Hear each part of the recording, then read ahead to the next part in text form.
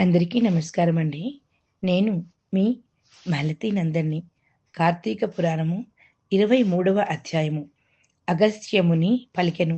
అత్రి మునీంద్ర, పురంజయుడు యుద్ధమందు జయమొందిన తరువాత ఏమి చేసెనో నాకు తెలియచెప్పుము. అత్రి ఇట్లు పలికెను.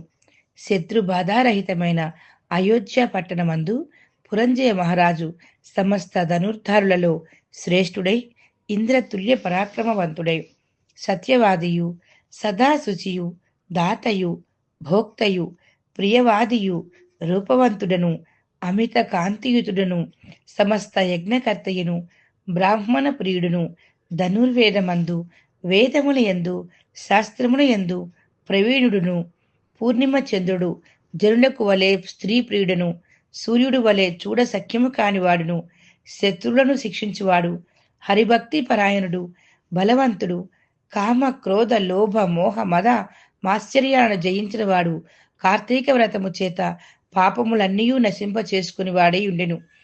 ఇట్లున్న పురంజయునకు విష్ణు సేవయందు బుద్ధి జనించి హరిని ఎట్లు ఆరాధింతును, ఏ దేశమందు ఏ మాసమందు ఏ క్షేత్రమందు సుఖముగా ఆరాధింతును ఇట్లని చింతించుచున్న రాజుకు ఆకాశవాణి ఇట్లనెను. ఓ పురంజయ, శీఘ్రముగా కావేరికి పొమ్ము. అచ్చట శ్రీరంగమను దివ్యక్షేత్రమున్నది. అచ్చట శ్రీరంగనాథుడు నివసించి ఉన్నాడు. కాబట్టి సంసార ఛేదమును చేయువాడగు శ్రీరంగ నిలయుని సేవించమని చెప్పి ఊరకుండెను. ఆ మాట విని రాజు అయోధ్య పట్టణమును విడిచి తన చతురంగ బలముతోనూ అనేక క్షేత్రములను తీర్థములను చూచుచు కావేరీ మధ్యనున్న శ్రీరంగమును చేరెను. కార్తీక మాసమంతయు అచట ఉంది.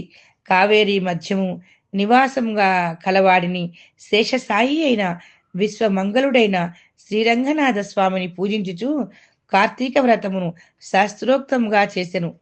కృష్ణ కృష్ణ అని గానము చేయుచు గోవింద వాసుదేవ అని నిరంతరము కీర్తించుచు విష్ణు పూజాపరానుడై స్నాన దాన జప హోమములు దేవాభిషేకములు చేయుచు శేషసాయి శ్రీరంగనాథుని విధియుక్తముగా ఆరాధించి మాసమంతయు ఇట్లు వ్రతము సల్పి మాసాంతమందు ఉద్యాపన చేసి తన పట్టణమును గురించి బయలుదేరెను. మధ్యనున్న దేశములను చూచుచు సమృద్ధమైన తన దేశమునకు పోయి అందున్న అయోధ్య పట్టణమును చూసెను.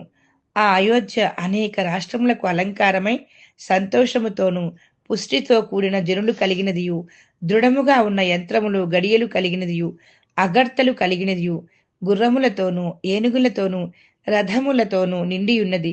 గృహ గోపురముల వెంట వీధులు కలిగినయు, అనేక వర్ణములు గల పతాకములు కలదియును, వాయువు చేత చెలింప చేయబడుతున్న పతాకములు కలదియు, అనేక భటులు కలదియు, అనేక దేశవాసులతో కూడినదై ఉండెను. అచ్చట స్త్రీలు సుందరులు హంసల వలె ఏనుగుల వలె నడుచువారును, చెవుల వరకు ఉండు విశాల నేత్రములు కలవారు, మంచి వస్త్రములు కలవారు, సమస్త భూషణ భూషితులుగా ఉండిరి. అచ్చటి వేశ్యలు సంగీతమందు నృత్యమందు నిపుణులను, సౌందర్యముతోనూ లావణ్యముతోనూ కూడి ఉన్నవారును, నిత్యమానందయుక్తులు మదోన్మతులను, సమస్త స్త్రీ గుణభూషితులై చూచుటలోను మాట్లాడుటలోను బహునేర్పరులై సభలలోను రాజమార్గములలోను రచ్చలలోను ఆటలాడుచుండివారి ఉండిరి.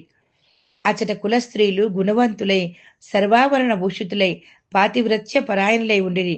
ఓ అగస్త్యమునీంద్ర, అచ్చటి మునులందరూ తమ తమ వర్ణాశ్రమ ధర్మములందు ఉండిరి. పురంజయుడిట్లున్న పట్టణమును చూసి సంతోషించెను.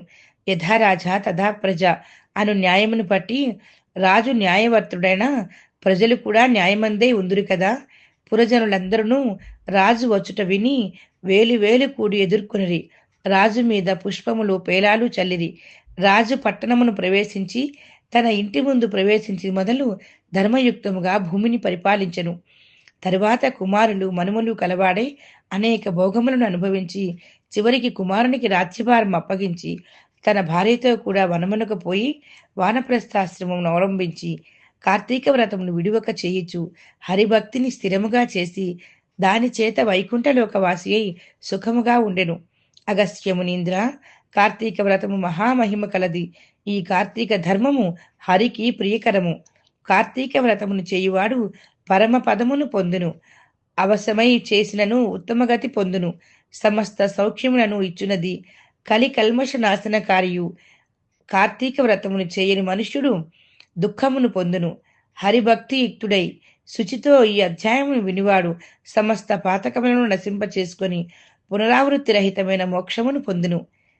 ఇది శ్రీ స్కాంద పురాణే కార్తీక మహత్యే త్రయోవిశాధ్యాయం సమాప్తం.